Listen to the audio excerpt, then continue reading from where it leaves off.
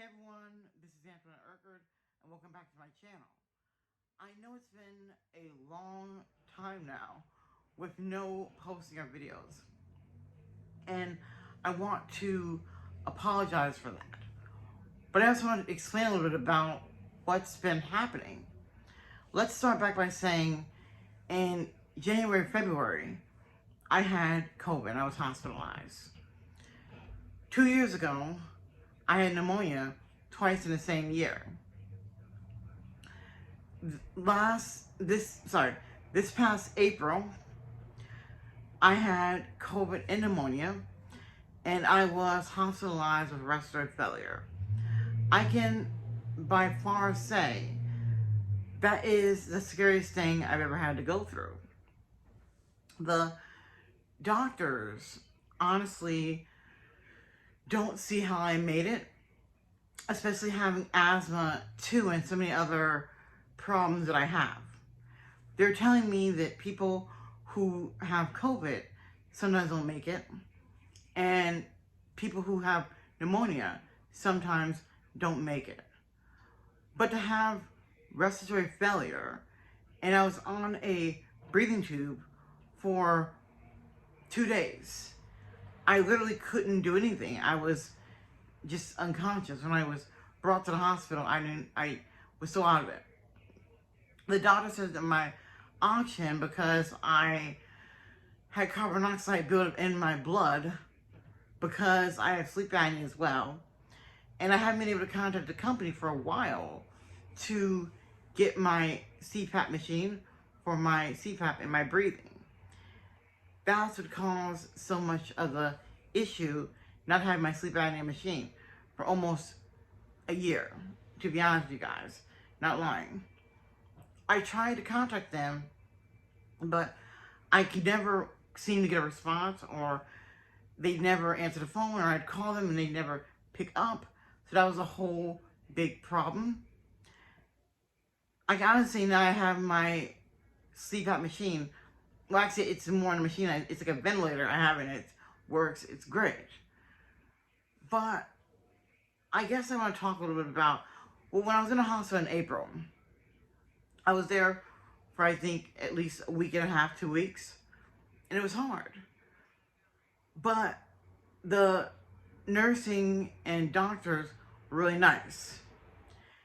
And the whole time, it's amazing that I have a strong family. My mom and my aunt were there every day to see me when I was in the ICU. And that means the world to me. Now, they couldn't come up to the floor basically when I got to the floor out of the ICU because I had COVID and stuff like that, but they were there.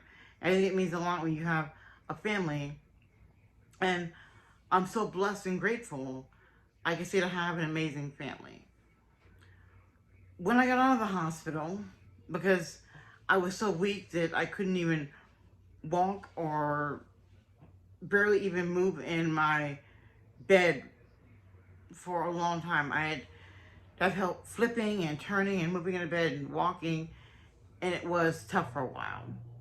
And I'm sorry, just TMI, but there are also bedpans here, and that was really, let's just say, uncomfortable, really uncomfortable to use, but I'm just being honest. But I eventually got home, and if you've been looking at my channel for a while, you know that I struggle with anxiety. That night, when I was unconscious, and I remember my mom, I don't remember, but my mom and aunt telling me that they'd literally break my door down because there wasn't enough room in there for all the fire people and the ambulance people and EMTs and to get in my room. And when I got home, I noticed that basically they tore everything around, the chairs and my desk around, because they literally had to get in there. And they said, the EMT, when he got there, they thought I wasn't breathing, that I wasn't responding and I wasn't talking. I do remember them putting the oxygen on my face and them asking if I had COVID before. And I remember my aunt said I popped up one time saying, yes, I had COVID. But then I guess I went out, turns out my oxygen was, I think the doctor told me, was at like 60, which is dangerously low. I don't know how I made it, but I did. Thank God above and angels and people that were praying for me, and just people just, they were good to me and praying for me and God. But it still hasn't changed it's made me more grateful. And I was already grateful and stuff like that, I feel, but it's made me appreciate life so much more. Not that I didn't before, but now just so much more.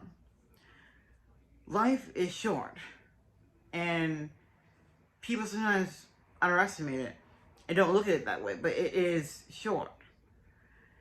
And because I've been having, I guess I've gone through this experience, I'm sleeping better at night than I was before. But to be quite honest with everyone, I was having nightmares, just, popping up out of bed, just barely even able to breathe. Nightmares because of respiratory failure. And I'm not saying, I'm sure there's other people out in the world who have gone through much worse than this, because I don't doubt it. There definitely is terrible things happening every day around the world to innocent people and just people in general. Bad things happening. And I'm sorry if anyone is going to do anything really tough and worse than this. My heart goes out to anyone struggling or going through any traumatic or anything in life. I'm just talking about this that just happened to me, that's all. Just what I'm feeling lately in the last couple months, to be honest. But my anxiety has skyrocketed and it's made it worse, but it's gotten a lot better. I now have a oxygen machine that I basically test to see what my oxygen is. And that, to be honest, is helping me a lot better than I was before. It's helping me to read my oxygen level and things like that. That's actually what my therapist recommended I do. And before, to be honest, it was me checking it every couple of seconds. It was fine. And what's even worse is now it's summertime. We're in June and it's hot. And there's like pollen and things like that out there. And like I said before, I have asthma, and sometimes it's hard to really tell the difference between asthma or like my anxiety or whatever, And my doctor told me to basically, as long as my oxygen is 93, but if it gets lower, to basically, call her right away or go to the emergency room. And thank God my oxygen hasn't been that low, thank God.